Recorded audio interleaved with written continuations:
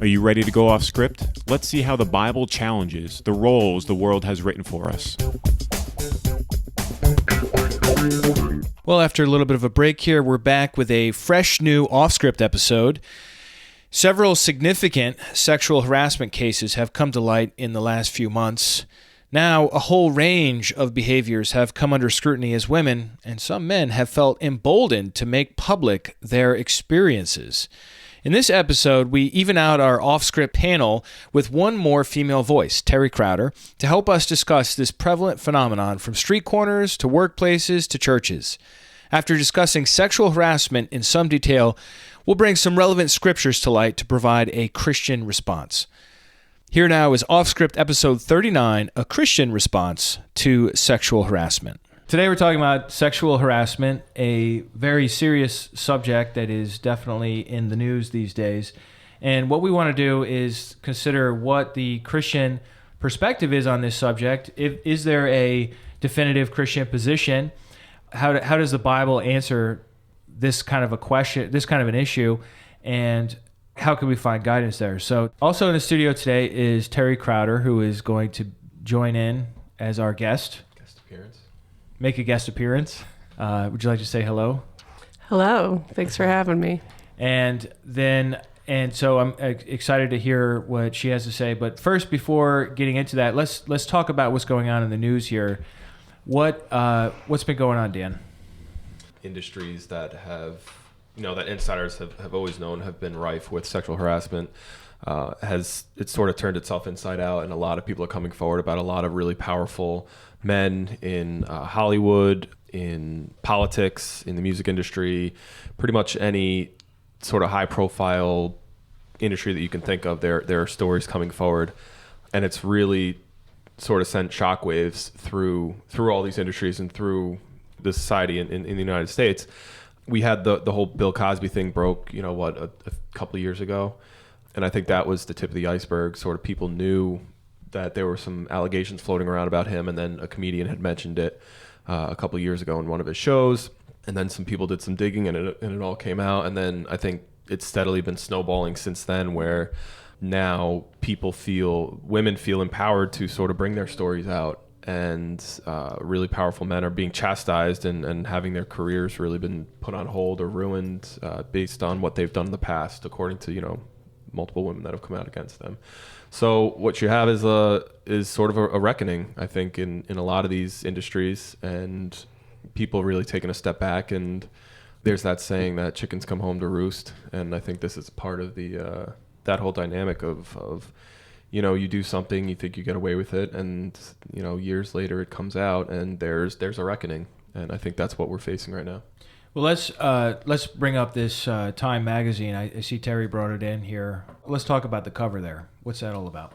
So Time named the person of the year called the Silence Breakers, and it's the voices that launched a movement, and it's about the women that have come forward, women and men. I'll add that there are men in this article that have come forward mainly out of the entertainment industry, but there's also ones that are in the fields, they're in hospitals, hotels. So it's relating more to the normal woman, not just women who are high profile.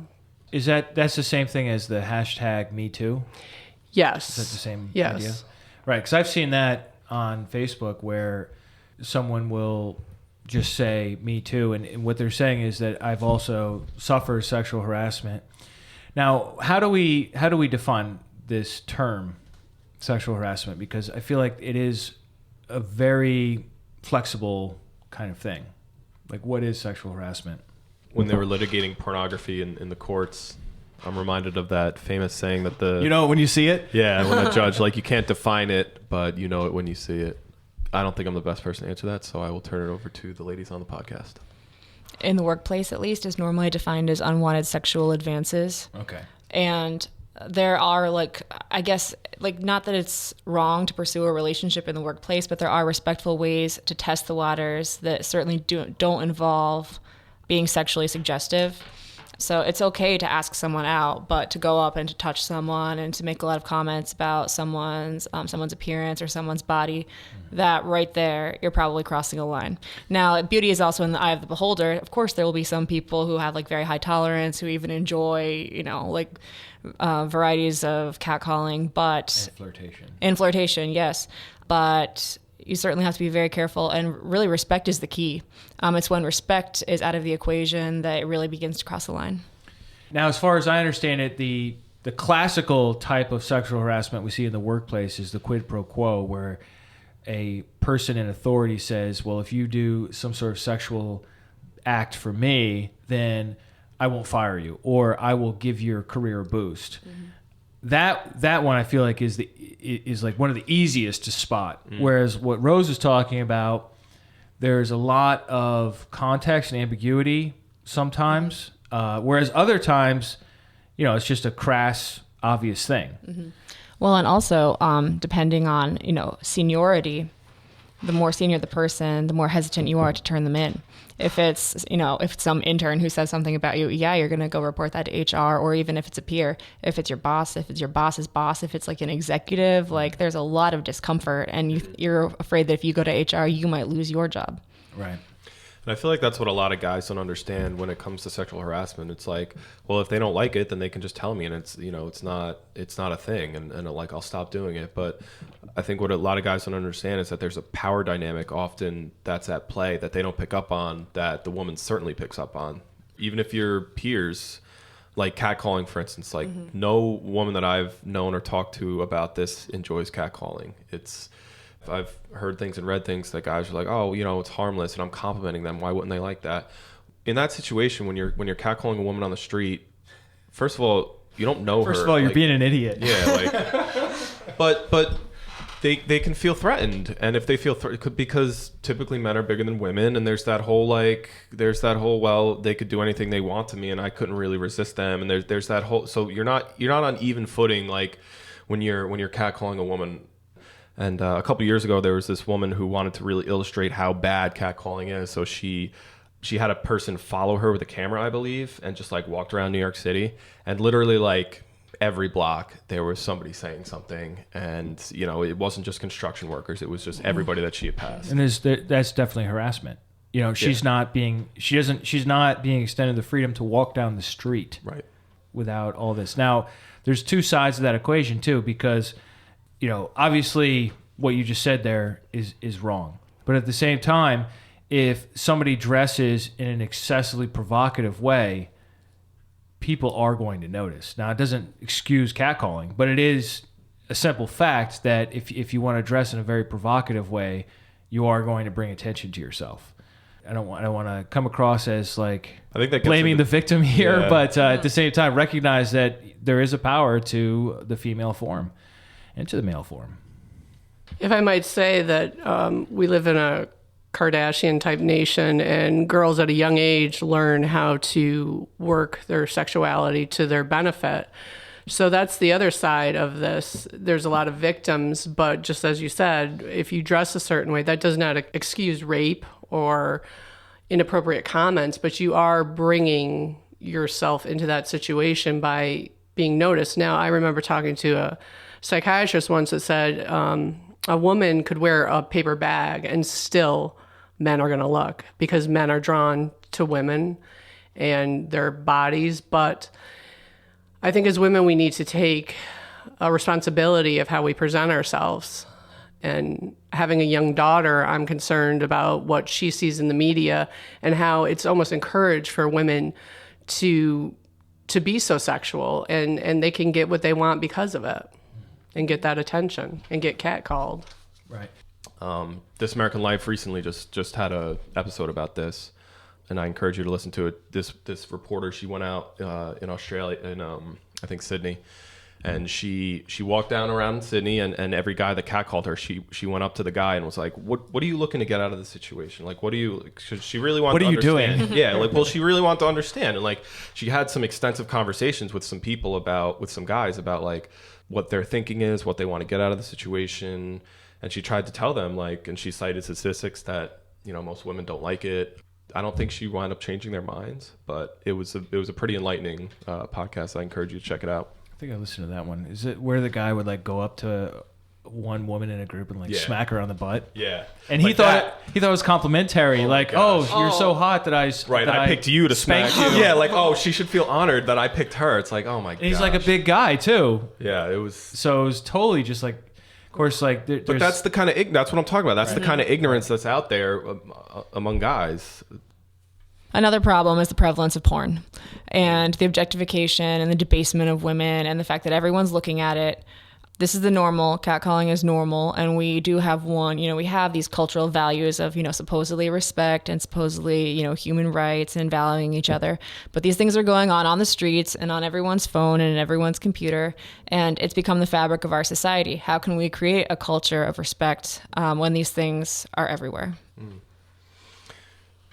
And to that point, I mean, I think there is somewhat of a double standard. We use sex to sell everything from toothpaste to cars to what have you. Mm-hmm. I think we're an over-sexualized society, and Terry spoke a moment ago about concerns about her young daughter and what she's seeing and how you internalize that and then how you behave. It's very, I think, confusing for kids and even people of, well, what's okay and what isn't, because I just watched a semi-pornographic commercial on TV, and then I see a woman with a low-cut shirt on, and like, that's okay, but I can't say anything about this. So like, not to excuse that kind of behavior, but sex is everywhere and sex sells. And so it creates a situation where, well, it's already on everybody's mind, to Rose's point.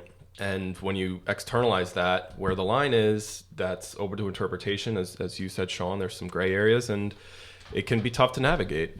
A lot of sexual harassment that happens in the workplace is just comments made, not saying like, if you sleep with me, I'll give you a promotion. It's just inappropriate talk in the workplace. Right. Oh yeah, the vast majority. Yeah. And they might not even be seniors. I worked with a man who was not in a position of power, but he was let go from the company because he made inappropriate comments to other coworkers. Right. Mm-hmm. Yeah.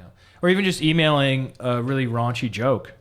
Even something like that could be sexual harassment. Mm-hmm. A lot of it is a fishing expedition. So guys, what they'll do is they'll like throw a line out there and see how it's taken, and based on that feedback, they'll go from there.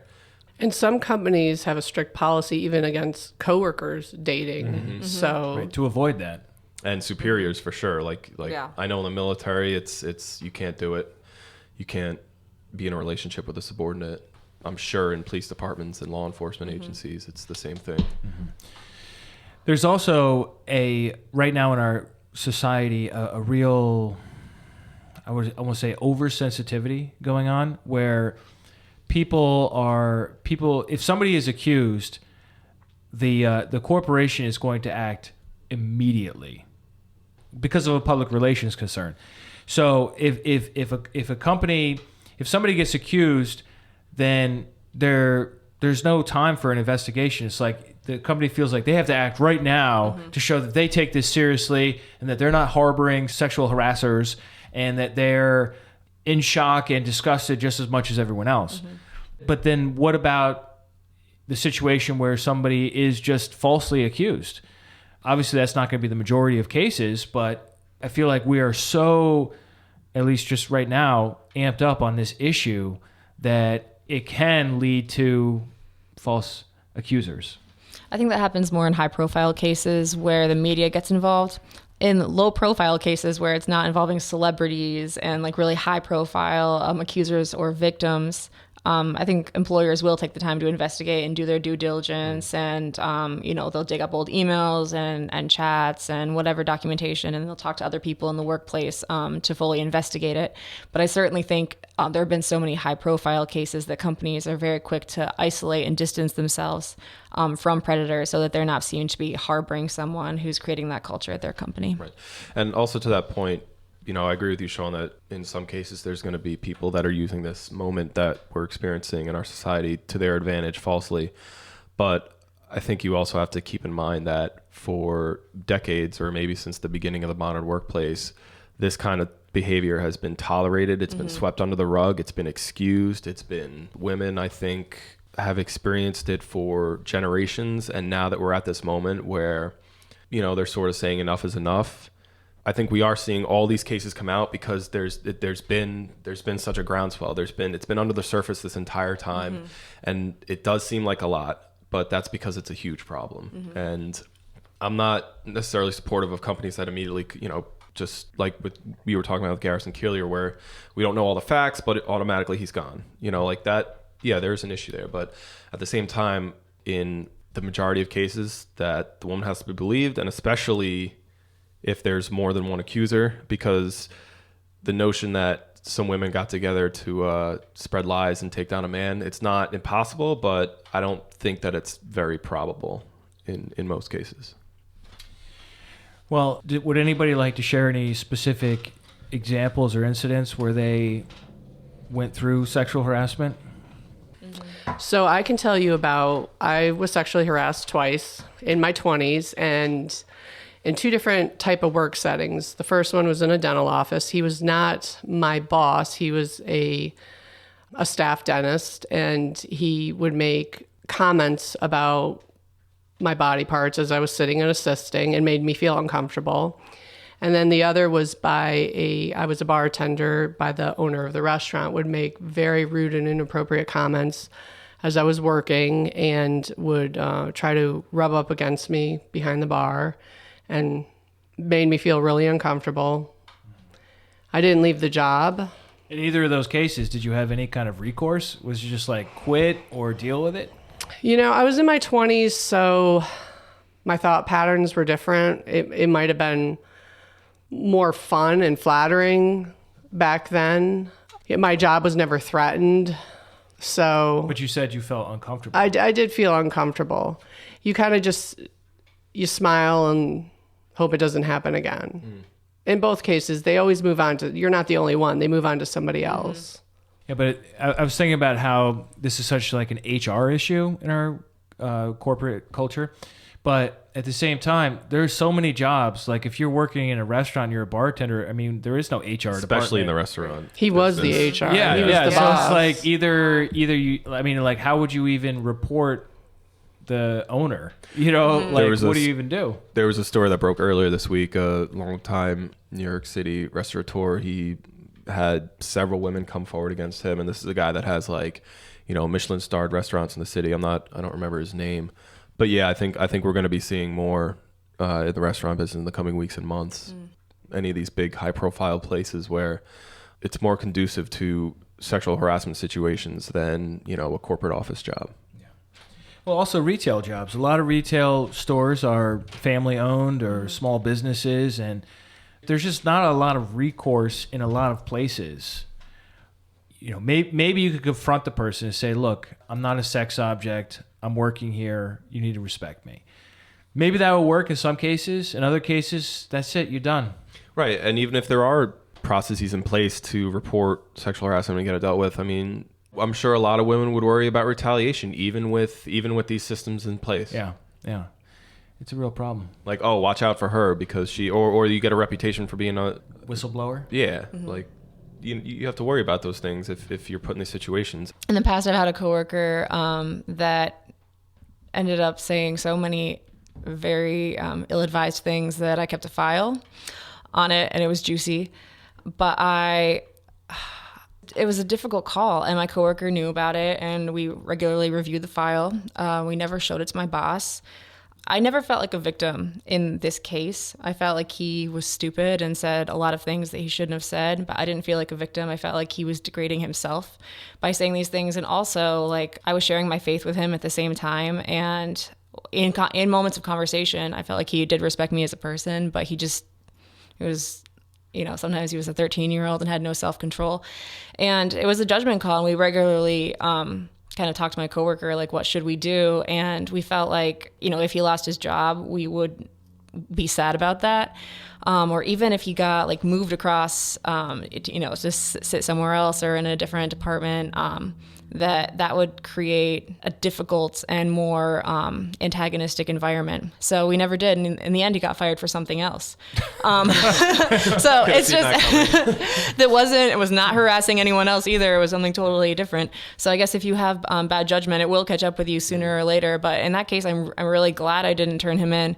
Again, but we never felt unsafe. We never felt that he was creating like a dangerous environment, just that he didn't have really a filter. Right. So, and you do have to know who to turn in. If things had gone really wrong, I probably should have. There was another case too where, and this was more painful, where another coworker just made a comment about me, and kind of in public in front of other coworkers, and I was really embarrassed, and my face was kind of burning, and he said, "Oh, what? You're going to go to HR?" And that kind of almost like bullying environment. Now that was more a one-off where I didn't work with him a lot. And, it was kind of like in front of people, and it was sort of a challenge. Like, I dare you. And I just didn't feel like it was loving because I didn't see him very much. And again, I didn't feel like a victim. I just felt like he was being stupid. But there's a point where you have to make a judgment call, and you have to say, what are you going to take? And also, should I be damaging this person's career? What about my testimony? You have to consider safety in the environment. Maybe you need to pray about it. But I've never turned anyone in for those things. In the first case, did you tell this person who seems sort of like ignorant that you can't say those things? Did you tell them, hey, that's not professional? And what would his response be? Yeah, I never came across in like a harsh kind of way, but I'd be like, this is the workplace, you shouldn't say that. And then sometimes what he would say would be like illogical, and I'd pull logic into the situation. But I did try to do it like in a friendly way. Yeah. He never came across hostile. I never felt unsafe with him. He would say a lot of things, and I would try not to escalate the situation. But yeah, I never let it. I was never acted like I was okay with it. Yeah. But you're also a strong woman and Right. can handle yourself and think logically about how to approach the subject with him. But think of a woman who isn't, who's more soft-spoken, maybe more fearful. So you could have been saving somebody else from the situation by turning him in. Yeah, that's very true. Well, let's take a look at what the Bible and Christianity has to say on this subject. I mean, the one statement that I keep coming back to is the sort of general principle of marriage in the Bible. We find it in Genesis, but then Jesus also quotes it later on in Matthew 19 when his critics were asking him what he thought about divorce. Jesus answered, "Have you not read that he who created them from the beginning made them male and female, and said, therefore a man shall leave his father and his mother and hold fast to his wife, and the two shall become one flesh. So they are no longer two, but one flesh. What therefore God has joined together, let not man separate." So obviously Jesus is using this general marriage mindset or principle model in a conversation about divorce. But I think there's a lot here in this statement that applies to how sexuality plays out for Christians and Bible-believing people. So, for example, when it says the two shall become one flesh, there's a certain mutuality to that statement where two equal partners in this one new thing. As Christianity spreads into other areas, we see this especially in 1 Corinthians, there are a lot of issues with sex in the ancient world, just like in our world today. I don't think they had a term for sexual harassment. I think that's only... It's just life. I think it's only like 50 years old, that term. Is fairly recent. But there were these issues, and infidelity was completely rampant in the Roman Empire. Men and women did not have the same rules at all. Like a typical Roman head of the house, male, would have sexual access to all the slaves, household slaves, and prostitution was completely acceptable, and there wasn't a concern with STDs, at least not nearly to the degree that we have today. And the wife was very, very restricted sexually. I mean, she had to be faithful, and I'm not talking about Christians, I'm just talking about regular landowning type folks in Roman cities. So like a wife, and a lot of that goes back to the womb, and there is no paternity test, there's no DNA test. So as a woman, you're not sure about who's responsible for the baby in the womb, then that gets into the whole issue of inheritance and passing on the name and all this kind of thing, which was very important to Roman people. So they would restrict the woman, and then the guy would be out all over town, and that would be normal. Mm-hmm. Sound kind of familiar? Yeah, well, I'm not sure if this is. Problems? I'm not sure if this is also in Roman culture, but in so many ancient cultures and cultures today, the woman is considered property. So it's like, yeah, I can have more than one car, or I can get an Uber. That's sort of the perspective. Right. But she belongs to him. So in that sense, yeah, you would expect a double standard, right, from owner and property, that kind of relationship. Right. And we could talk a lot about Roman sexuality. I mean, it's fairly well understood because they wrote a lot.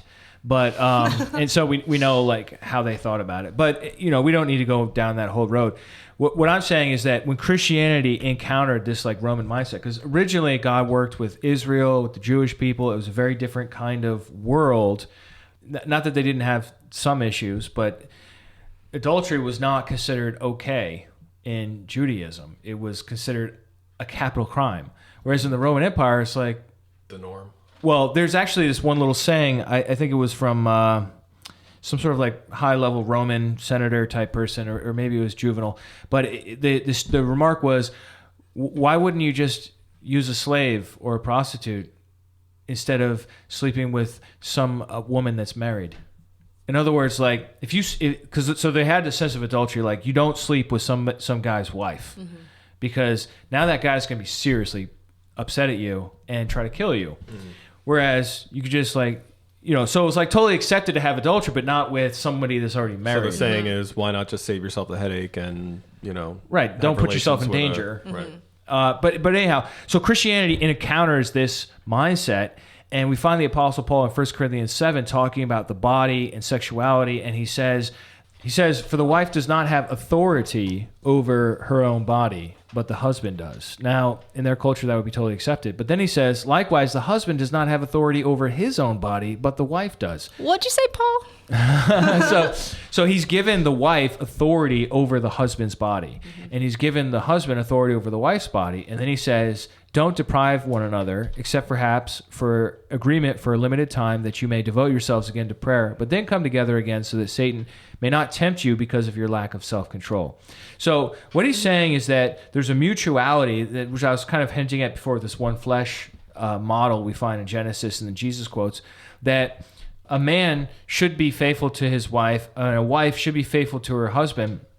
And this doesn't sound all that shocking to us, but in their society, in Corinth, for example, that would have been like excessively leftist by our standards, in the sense of really pushing a feminist position compared to what the mindset was at the time. Ironically, Paul is typically considered the opposite, but regardless, this is, I think, a real example to us on this whole subject, which is sex is within the boundary of marriage, and there is a serious sense of respect as opposed to objectification. Like you mentioned, mm-hmm. the porn mindset, where you're looking at the woman as a thing or as an animal. That's dehumanization. It's when you look at a person as a thing or a person as an animal. Or a product or a means to an end. Right, mm-hmm. right. So what I'm saying to you is that within the Christian mindset, the Christian worldview, sex is for marriage. That statement right there means that you have to commit yourself to that person. And then you have, that's just totally flipping the whole thing on its head. Mm-hmm. I'm not saying that Christians don't perpetrate sexual harassment. I'm sure there are some that do, and it's wrong. We have the whole, what's that called? The church move? Oh, yeah. There's hashtag church too. Church too, mm-hmm. Right. We have that whole issue. We're not going to get into the whole pedophilia thing with the priests and all that. That's well understood to be wrong.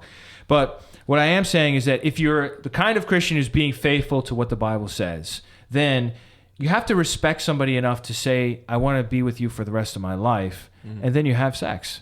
And then it fits in, and it's like a glue that keeps that covenant together. It's a beautiful ideal. Obviously, not everybody in our world is going to do that, but it is the prescribed solution from a Christian perspective, and I think it's pretty awesome. Can we back up to and read the first 3 verses? Please do. They tie in. So Paul says, now concerning the things about which you wrote, so in response to a letter from them, it is good for a man not to touch a woman. There you go. But because of immoralities, each man is to have his own wife, and each woman is to have her own husband. The husband must fulfill his duty to his wife, and likewise also the wife to her husband. So there's this beautiful idea of mutual giving of yourselves to each other. And it's supposed to go both ways. And God has created us for pleasure and has created us for satisfaction. And this is the way in which it can be done in a healthy manner. There's such an emphasis on giving here that I love. And then the women are absolutely elevated to the point of the man is also supposed to fulfill his duty to his wife. I think it's beautiful. And I think if you're careful, in selecting your marriage partner, this is a healthy and satisfying way to live out your life. And there's a beautiful equality to it. I love how specific it gets in verse 5, where it says, stop depriving one another, because, you have the whole thing like, oh, my partner is depriving me of sex for whatever reason. So it says, specifically don't do that, except, by agreement if you're, sort of like a sexual fasting period, which makes sense. But I also love how it makes allowances. This is the Bible here, the New Testament, 1 Corinthians 7. It makes allowance. God knows that humans have self-control issues when it comes to sexuality. It's right and there. God gave us the drive. Right. It's right there. It says, come together again so that Satan will not tempt you because of your lack of self-control. And in verse 1, it says, it is good for a man not to touch a woman, but because of immoralities, in verse 2, each man is to have his own wife. Like it's understood. God understands how he made us. He knows our frame. And this is the prescribed solution to that limitation on the human condition. One other place to look at where Jesus directly addresses the issue of lusting after a woman who is walking by, which is kind of like where we started things off, right? The catcalling paradigm. Right, the catcaller. This is Matthew 5:27. Jesus says, "You have heard it was said, you shall not commit adultery. But I say to you that everyone who looks at a woman with lustful intent has already committed adultery with her in his heart. If your right eye causes you to sin, tear it out." Let me pause there. Well, what Jesus is saying is that what you do in your head counts to God. So let's say somebody walks by, and this could apply either way, right? A good-looking guy, good-looking woman, and your experience, you feel the pull, the attraction, and it starts to turn into lust in your mind. Jesus says, fight the battle there. You fight that battle there. And if you do, it's never going to turn into a catcall. It's never going to turn into a pickup line at the water cooler with just enough innuendo to see if they're interested in having a one-night stand. You're just not going to get there if you fight the battle in the mind. And then the next thing he says is that this is serious as hell. See what I did there? Yep. But H-E double hockey sticks. Verse 29, if your right eye causes you to sin, tear it out and throw it away, for it is better for you to lose one of your members than for your whole body to be thrown into hell. And if your right hand causes you to sin, cut it off and throw it away, for it is better for you to lose one of your members than for your whole body to go into hell. So Jesus recognizes that this is not a joke. This is not optional. This is not just like, okay, well, if you're going to be a super saint, then try to control your lust. No, he's like, this is a big deal. You fight that battle. You deal with your lustful intent, and you don't let it mature into something else, because if you start acting out with your hand or with your foot, it's like what you do where you go. If it starts playing out in your life, that road ends in the fire. So, and you don't see Jesus talk this way about any of the other ones. You read the Sermon on the Mount, the rest of the chapter 5 here of Matthew, chapter 6, chapter 7. There's no other issue that he brings like the hell card in and says, well, it's so serious that you might as well just gouge out your eye. Like, he doesn't talk like that normally. This is very strong. So what is that saying to me? It's saying to me that even back then, when they weren't wearing paper bags, but they're wearing like pretty unstylish tunics, I think. The average Israelite peasant would not be all gussied up on the farm. Right. And still, in that context, this is already an issue. And Jesus is saying, deal with it in your head, because if you don't, it's going to destroy you. And that's what we see in our society today. It is destroying us. One thing that I thought about when you asked me to do this is the whole story about King David and Bathsheba, and how they're talking about, especially with Matt Lauer, there was a power differential, and how King David used that. He was more powerful. He committed adultery.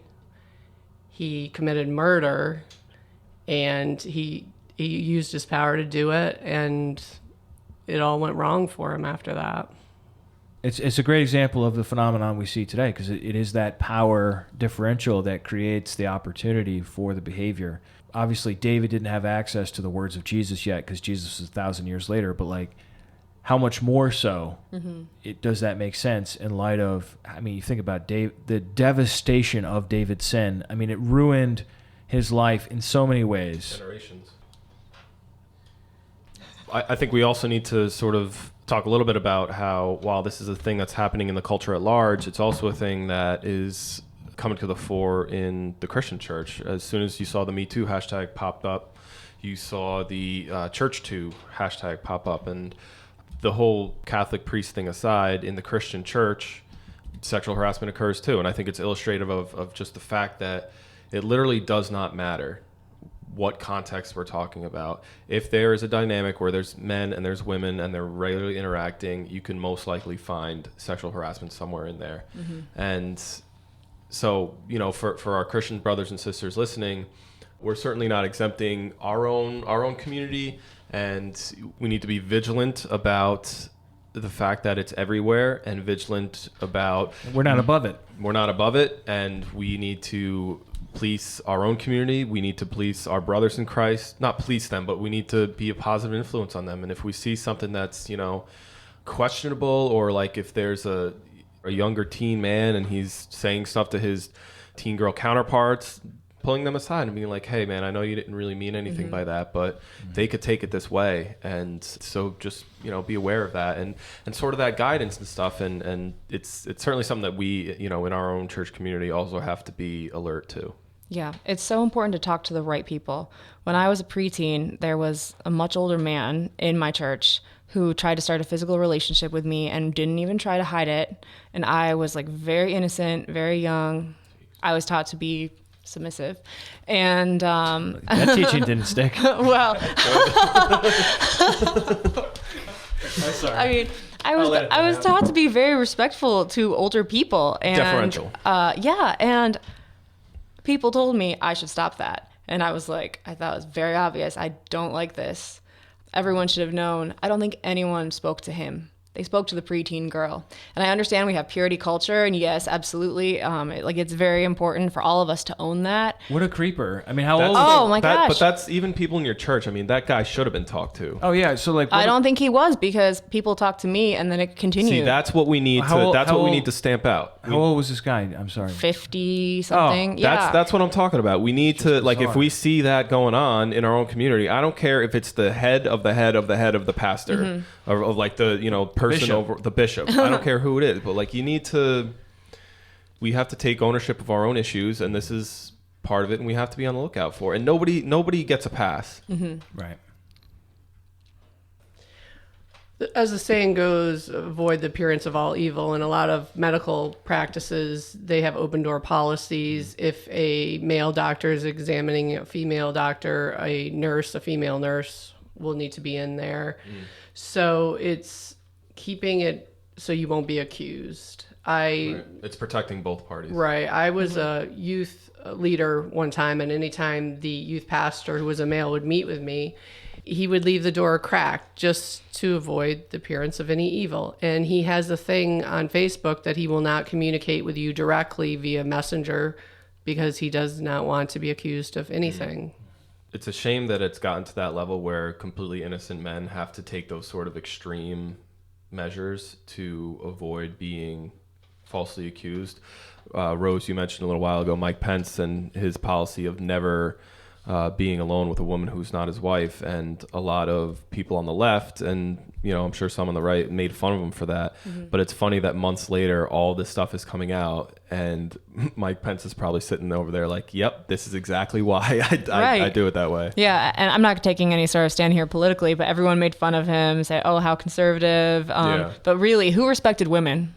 Right. He respected his wife so fully in all of that. He respected all the women and they knew, like, Right. people in his office who worked under him, you don't have to worry about him. He's not even going to have lunch with you. And it's hard to laugh at him now, given everything that's happened. Yeah. It seems like the solution to the sexual harassment problem is respect. Yeah. Like, so let's say you're not even a Christian and you want to be with somebody.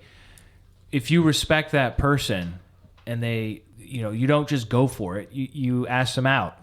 And if they say, no, I'm not interested, then that respect that person means, okay, that's it. And I think most women love that because normally it is the guy that'll just come out and be forward. But if you like come to them respectfully, you'll be like, wow, that was a great, interaction. He didn't say that I had a nice butt. He said that, hey, do you want to get coffee sometime? Right.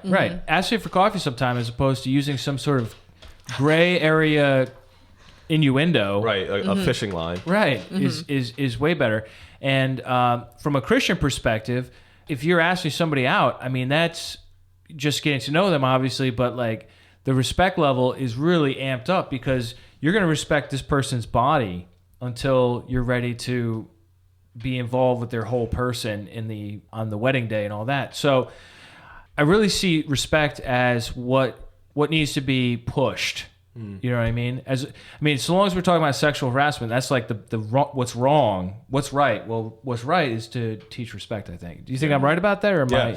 And Sean, I mean, you have four boys. I mean, this is gonna this is gonna be something in like 10 years you're gonna look back on and be like, yeah, in 2017 there was this huge thing that came out, and it's. But just like Rose said, I think the lines are blurred because with the porn industry being so huge, men are becoming, and women in some cases, are becoming desensitized on how they're supposed to treat a woman. What does respect mean?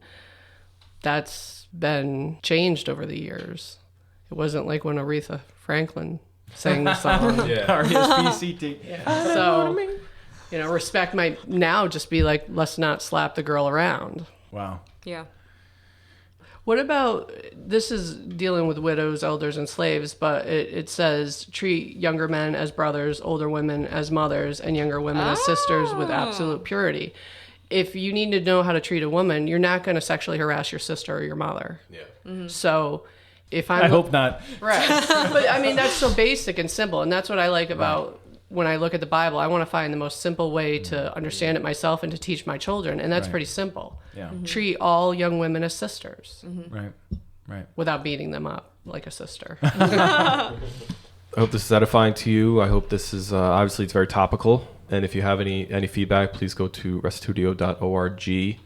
Leave us feedback. As always, we're figuring this stuff out and how the Bible applies to modern Christianity and what we can take from the Bible and apply to our lives. And we love to hear from our audiences about your experiences, your input on what you think about this topic, any stories, anything that you can share that will shed further light on it. We more than welcome. So thank you for listening, and we'll see you next time. Well, that's it for this subject. I hope this episode has been helpful in thinking through this subject. And as Dan mentioned, if you have anything to add, please come on to restitutio.org to drop a comment. Just find Offscript episode 39, A Christian Response to Sexual Harassment, and you can leave a comment there. We've been getting a number of comments in on episodes from the last several Offscript episodes. And instead of reading them out here, what I'm going to do is save them up and give a response in a future Offscript episode. So rest assured, we are reading your comments. We don't usually reply on the website. We usually reply in an actual episode at the end here. But having looked at a few of these, I think it would make a really great episode to do a questions answered episode. So stay tuned for that. That'll be out in just a couple of weeks. We've got another couple of episodes lined up for you on Offscript dealing with a lot of cultural issues that were put out in a Washington Post article. And so stay tuned for that next week, and then we'll probably do 2 episodes on that and then get into these questions. Thanks so much for listening. If you found this episode helpful, please share it on social media, and please write us a review if you don't mind in iTunes so that we can boost our ratings. Appreciate that. We'll catch you next time as we seek to get off the world script and live out authentic Christianity.